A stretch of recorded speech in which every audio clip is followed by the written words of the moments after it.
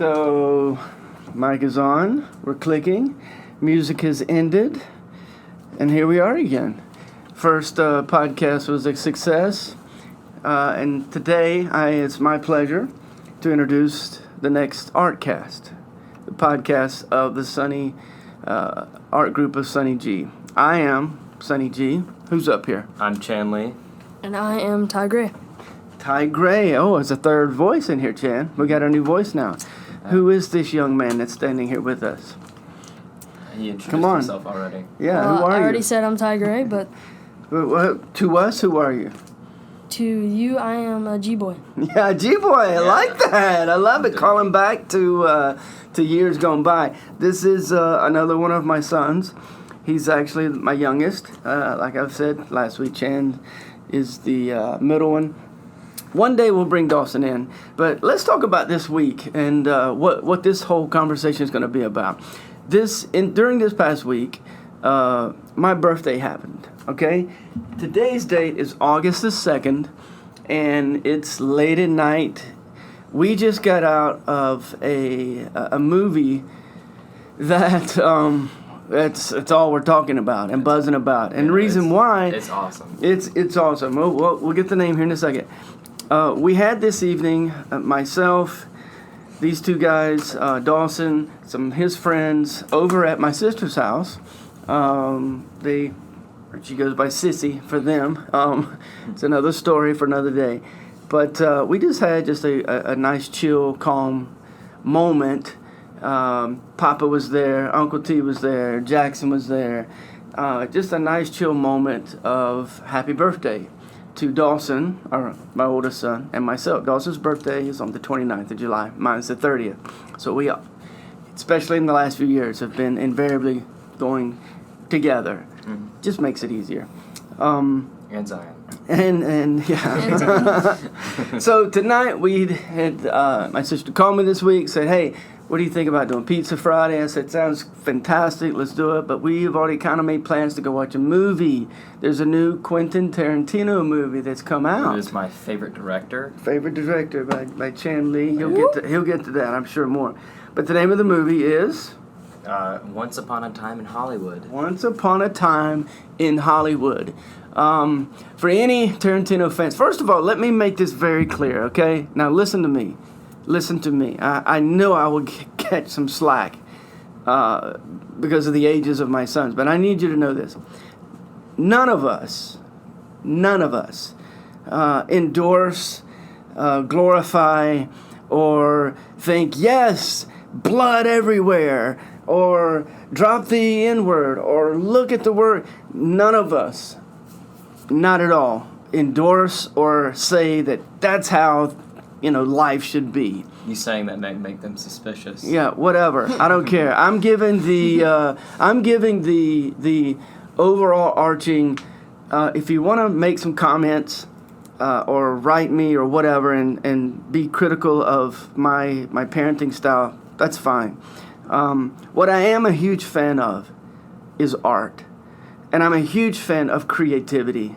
And I got to tell you, for me, this movie stood every kind of scene on its head.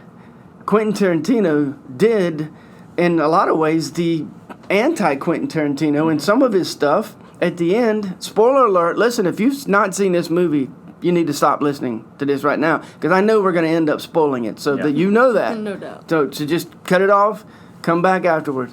I mean, but it wasn't like a complete turn on its head. I mean, it still had callbacks. Well, the main characters at the end are still alive. All of them. Mm-hmm. All of the main guys that we see in the name, they live. In Tarantino movies, half of them die. Yeah, I mean, but this one they live, which I'm glad, because you wanted it to live. We know it's basically you get this overall anxiety that, oh God, I know they're gonna die. You know somebody's gonna die. The whole movie you're feeling it, right? Sharon Tate and Rick Dalton, they're gonna die. Yes, the movie's roughly on the Manson murder, Sharon Tate, and we know how that ended, and it was just our hearts are going, my gosh, how is he gonna do that? How is he gonna treat it? But what did he do? None of them died. Well, that's my point. Yeah, that's my point. So that Tarantino did what he does best, and completely surprises you, which is fantastic. To me, some of those scenes of the car just riding down a road, wind blowing through somebody's hair. Yeah. I've seen They're some dope. of those shots. You've seen them 100 times. But in this movie, I thought, wow, that's kind of a cool way of the camera doing that. The camera, he's got great camera work in this movie. Fantastic, right? Like, I mean, you would focus on Rick Dalton and his pool, and it'd go over his house, and then you could Yes! see Sharon Tate and That- her husband. My favorite camera shot of the whole movie, Yeah, and they walking did- up to they the did door, it and then the camera twice. goes up and goes over the house, I think and that was a then good lands shot. on the other side, and you're going, I literally was physically transported from one house to another. Dad's getting really It excited. it was awesome. Just a stupid shot that could have been done 100. It's been done 100 different ways, but this time, in one fluid shot, the camera goes over. Just what? I love that. What? Talk to me. Tell me what else. No, that was great, and I liked how it had the callbacks to earlier, like yeah. Cliff, who is Rick Dalton's. He's a stunt double in all this because Rick Gotcha. Dalton. He's who a famous plays actor. Cliff? Let's get that Cliff out. is Brad Pitt. Brad Pitt, a massive A-list movie. He plays a stunt double. And he's who's like a- very humble and like. Very humble and a chauffeur driver basically in the movie. And Rick Dalton is played by Leonardo DiCaprio, and Sharon Tate's played by Margot Robbie, and Leonardo DiCaprio, his character Rick Dalton, he has a stunt double who is Cliff, and Cliff, he's a sorry, he's bad to the bone, like in every single way. I mean, He's what a real stuntman is. I envision that what Quentin does is basically says, hey, audience, all these years, the real bad A's of movies are the stuntmen, and we're going to show you that. That's what I mean by him taking Once Upon a Time in Hollywood. He took the entire film industry and flipped it on its head and said, you've been thinking these guys are the men, but you saw Leonardo DiCaprio crying between takes sometimes. You go, what? He's supposed to be this, beefy Bravo dude, and he's crying? And listen, I'm a crier. I was like identifying with him, going, oh my gosh, I feel that way sometimes. Yep. Yeah, Ty, you have any thoughts? At some point, there was this callback where he had what was his character again? Bruce Lee? No, it was, Bruce Lee and Brad Pitt, which is Cliff in the movie. It wasn't played by actual Bruce Lee, though. But I swear it looked a lot like him. Exactly like him. Oh, But like it was they, awesome. at some point, they got in a fight during like this movie set. It was insane. You think no one could beat Bruce Lee? Bruce Lee's No one. unbeatable. No What one. just happened? Cliff throws him into a car. And the car had a ginormous dent. Oh my It was gosh. insane. Oh my god! It was and it's how they treated, again, how they treated the whole idea of what's not possible. Tarantino says, yeah, actually, pretty much it is. I do think that Bruce Lee is a great actor, and he's great Oh, he at was martial arts and a better everything. martial artist for sure, but he was Yeah. becoming an incredible actor. Yeah, he was but this a is like- fantastic. this is One of my 60s. heroes. I have a bracelet of his. Yeah. Love his Be Water. I my definitely friend. think that they kind of overdid it in movies, though. Because, I mean, you can't make him exactly. Well, they used all to da- talk it's about like how dancing, the yeah. whole the whiff and all that stuff was completely acting. Yeah. That's the point. I think what the push of this movie was, what should be memorialized are the real people here, and that's the guys who are in the grind. In this case, Yeah. stuntmen. They're doing the real work. And they're definitely underpaid. Oh, either whatever they make, they need to double it. There's no doubt about that. Holy Quadruple it. crap. Like, I mean, goodness gracious. And then we're building to this moment, and I need you guys to speak to this, and I mean it. Speak to this. You get this 2 hours and 45-minute movie, and we're building to the ending, and in my head I'm going, how are they going to show when the Manson people go in and They do show the whole farm. killing They thing? do show the ranch itself. Oh no, that was and awesome. Cliff, he beats the he beat some dude at the farm or the ranch. The farm. And you're okay with it. Yeah, because of who they are. These are cultists. Which and is they're why murderers. I kept thinking, how are they going to treat this? Is this when Tarantino's going to get really bloody by showing how Sharon Tate and these guys were killed? I kept thinking that might not be, it might be in poor taste. Yeah, bad taste. It would have been in poor taste. But no.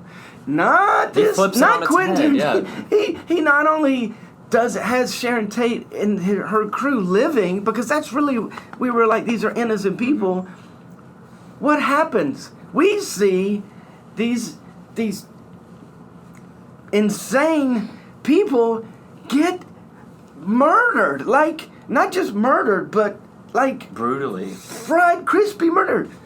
Ty, talk about the flamethrower. Okay, Tell me about the flamethrower. I need you to talk about it.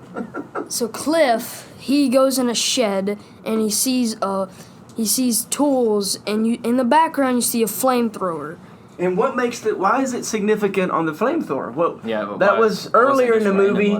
It was talked about him using that in some movie, but he fries some Nazis. But in between takes, he thought, "Hey, can we turn the heat down?" Kind of in other words, like, really, dude, it's a flamethrower. So he's like, yeah, it's a flamethrower. But he kept it. Yeah. All right. So now we're at the end. All the bad people are trying to do their thing. So Leonardo DiCaprio, his character is on a pole, like, and then this girl she comes out of nowhere. She comes out of nowhere. She busts in the glass into the pool, and then he's just like, holy crap! And he just jumps out of the pool real quick, goes into the shed, grabs a flamethrower. And to protect himself, he might could have, I don't know, grabbed something and like hit her on the head, or he could have done any number of things to keep her from hurting him. But what does he do? What does he grab? He grabs the flamethrower and just burns her. I mean, she was all crispy. Like crispy. The joke earlier made was that I recognize you because of your white face, and then there's this shot of she's crispy fried face. It's also ironic that he fried her in a pool. In the pool. Yeah. So, and again, I mean this, guys. I'm not saying, oh, cool, people got killed. Please don't hear that. I'm saying what Tarantino did was what everybody who knows this story, they wanted just desserts. They wanted this group of people to pay for what they did. And what did we do? Tarantino said, this is how, if we could have justice in this world, this is how we'd do it. And this is how we would protect ourselves or save ourselves. Using a freaking flamethrower. I was only a little disappointed, and I'll tell you why. All right, talk to me, man. Okay, Al Pacino's character, yeah, Charles Manson. Al Pacino's here. Yeah, he wasn't in it much. He was in it for one scene, and the scene he just walks into Sharon Tate's yard, and he's like, "Oh, is this Terry's house? I'm looking for Terry." And I wanted him in it more. Do you know the story? I wanted him. Yeah, I do know the story. No, the story of the entire deal. Charles Manson actually wasn't even there whenever all the killings happened, which is why some people were really critical of his getting put in jail and for life or whatever. Manipulating people into doing it himself. But that's the case. He was a cult leader, so I think, in my opinion, that would be Tarantino's way of saying whether you are the one in control or you are the one actually doing it, you will pay for it. I guess I wanted him to pay for it a little bit, because I wanted Charles Manson to be in it with. Okay, I'm with you. Seeing Manson get fried would have been people's pretty cool minds and made them do a bidding, which was killing people, for selfish reasons, and I don't know. It's just a terrible thing, and I wanted him to be in it more, and I guess I wanted Cliff to beat the crap out of him too. That would have been cool. Yeah, that would have been cool. Cliff beats the crap out of Charles Manson. All right, so in our time in this particular Artcast, obviously we're not talking about paintings on a wall, cool, soothing music, which, by the way, the music was really done well on the callbacks to old school Hollywood. Yep. Very well Mrs. done. Robinson by Simon and Garfunkel. No doubt. Very well done. What I take away as far as the writing and directing style of Quentin Tarantino, for me, It's art. I mean, it is very with his much camera shots and everything. his creativity can get me out of the box very, very far. And again, I don't agree with 100% of tons of stuff out there. You don't have to. You don't have to at all. I'm not saying that everybody should love everything that I put out. As an artist, I recognize that there are going to be times when I paint something that's going to absolutely connect with somebody. And then with other people, they not only not connect, they might actually not like it. Mm-hmm. And as an artist, I have to be willing to accept that. I think there's the courage that I would glean from Quentin to say, keep taking those risks, keep jumping out there. What Rotten Tomato? What was the percentage today? 84%. It was 84. 84 is not too shabby, by the way. Yeah. Not too shabby. I think it should have been more though. Yeah, it should have been 15% higher. Yes. I think if anybody doesn't bump that number up, it's only because they don't always get it. Mm-hmm. They see a car scene or a camera shot go from one to the next, and they don't always do the whole. Left-brainers. They don't always appreciate the effort Yeah, the artistry. and the artistry behind it happening that way. That's okay. Hey, I know. Russ, right-brainers, all the right-brainers in the room, raise your hand. Everybody did. That's all. That's all us. three of us. But we need left-brainers too. I need that. I know I do. But I know that they need us too. Please, let us be us. Let the artist express and go and do. And hopefully you can appreciate it at some point. All right, what's next on the horizon for you, Ty? I need to know what's up for you. This is the beginning of August. School is in a couple of weeks. Yep. What is happening with you? We actually mentioned you last week in the whole drama class, thought and idea. Is that something you would want to get involved with at school? Well, our drama stuff and acting classes in middle school right now, they're not very good. So right now, I'm just waiting until I get into high school, and then when I do get into high school, then I'm gonna try acting. And if it doesn't work out, it doesn't work out. But if it does, then it does. You know? I think that it just because it's not that good doesn't mean you can't at least try it. I mean, you could still learn a little something. That's not a bad thought. That's not a bad thought. It's not bad. Doing some, getting some chops about you. I can appreciate what you're saying in the way of not putting too much pressure on yourself. Ty, that's one of those things that I think artists, we put so much pressure on ourselves that everything has to be this knock the ball out of the park, grand slam thing. That's a baseball analogy, by the way. If you guys know what baseball is. Do you know what baseball is? Yes, Okay. I did play. I just checking. I did play baseball. For the artists, sometimes we don't always get baseball analogies, but the point is, I appreciate, Ty, that I want to try, and however it goes, it goes. I think I know you well enough that you won't just do the old, I'll give it a go. I really think what's probably going to happen to you, Ty, is that you're going to jump in there and pour everything. Your passion, most likely, in my opinion, your passion will be so driven that when you get critiqued or when you get told to do something different or better, that it will probably hurt your feelings, probably crush you, and have this terrible outcome of, well, I'm just going to quit. Let me encourage you, Bubba. Don't. Whatever somebody says, there are those out there that are just going to say crappy things. Those are the people you ignore. Now, the people that are trying to help you, if somebody's trying to help you get better, trust that. Okay. And know that it's something that can grow you. And we're also not trying to put like too much pressure on you. Oh, heck no, Bubba. I know. This is my choice. I decided to try, and we were so thankful.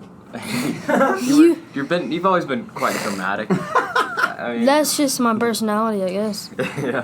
That's just me. Well, it's. I Can't think. deal with it. Get at it. I think. See. He's great. See? You're great at improvisation. I've gotta Improv. say. I am pretty good at improv. It's just always on the top of your head, random things that you say. Yeah. Yes, All night long. yes. You would just All randomly day. say stuff at the All dinner day. table. We would be like, somebody leaned over and said, "He just says whatever's in his head." Is that banjos you're listening to, or is it instrumental? What is that? like 90% of the time. Is it it's- static?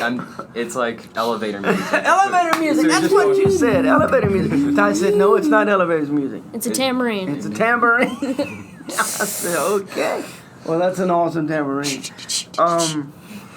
All right. So, Chan, the book. You have to read books in the summer Yeah. to write papers for school.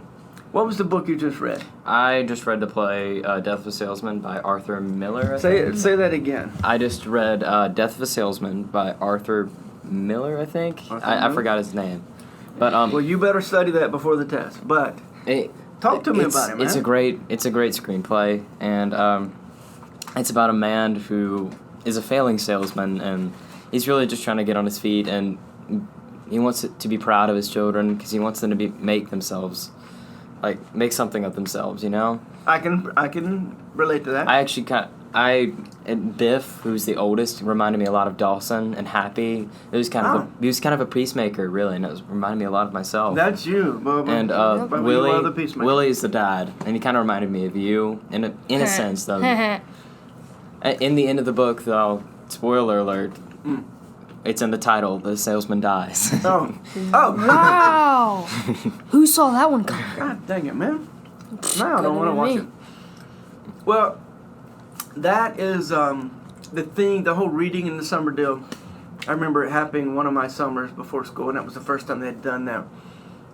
And that was, 33, 34 years ago.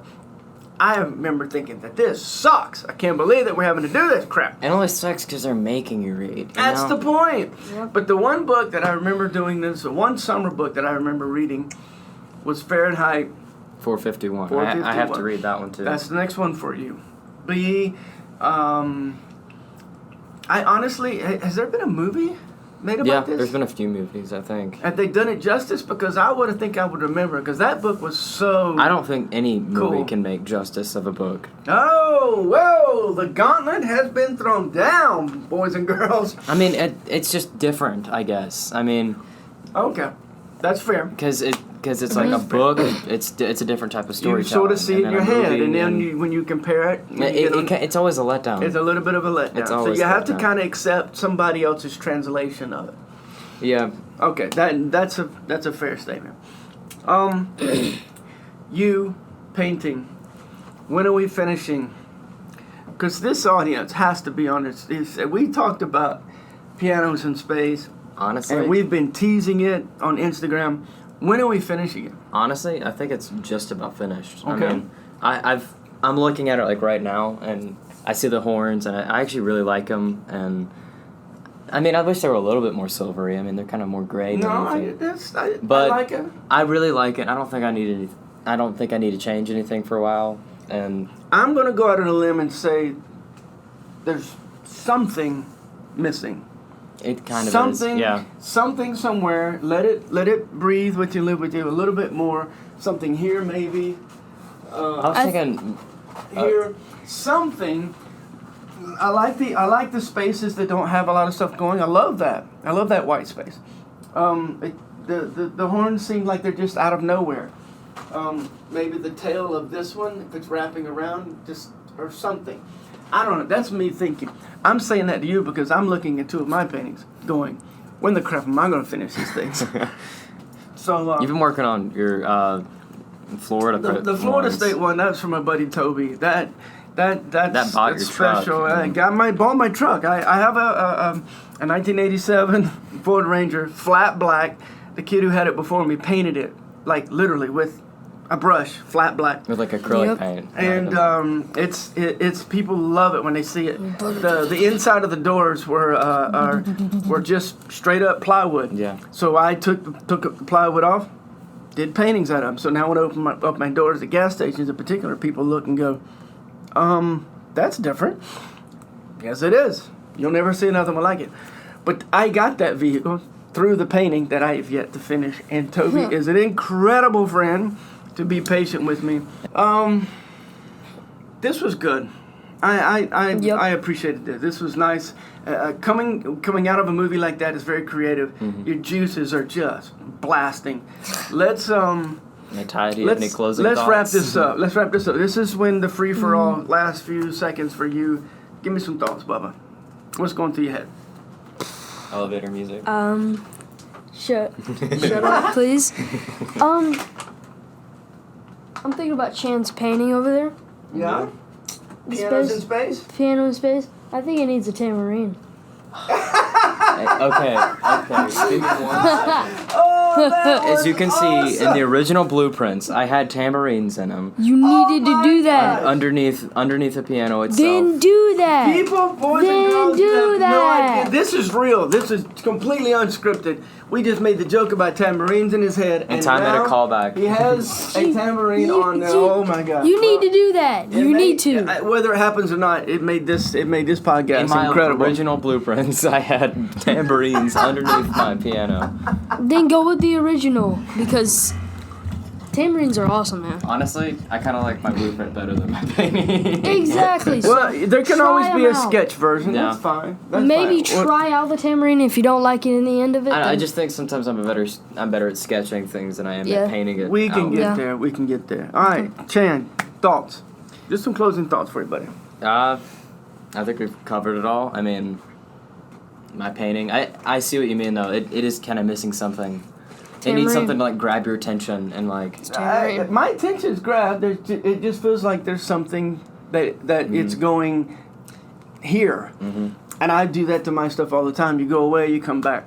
This has My been challenge to you is 6 to months keep. painting this. Yeah, Oh, my month. challenge to you is the same to Yeah. me. Finish it up. What is it? Somebody said sometime. Art is never finished. It's just abandoned. Yeah.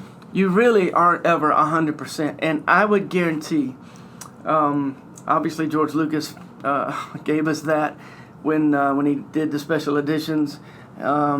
I would guess that from Leonardo, not DiCaprio, but Da Vinci, Michelangelo, Monet, all the big guys would go back to their stuff and say that there's something else. So there is a time when you just say, enough. Yeah. I don't know that you're there yet. That was my thoughts to you, buddy. Please don't hear that Yeah. as encouragement and love. Please. It's like art's never done. It's only 99% finished, or not even 99. More of like 90 to 95. But yeah. All right. Well, think here are my closing Yep. thoughts are this, guys. I just enjoy moments with you. My life is so much better when you guys are connected, and I think that's the way it is with people that you're connected with and that you love. And I could have watched this movie myself, I'm sure. I don't think I would have enjoyed it as much. I'm so thankful that I did with you guys, and I'm even more grateful that I can go next door, turn the computer on, hit record, and talk with you. For me, the Artcast is another level, another layer, another level of who we are as artists over the last 10 years for sure. In particular, because that's when we really started venturing into all kind of fun stuff. So, all right, for now, signing off, saying peace and love, and we'll see you next time. Say goodbye, guys. Peace. Bye.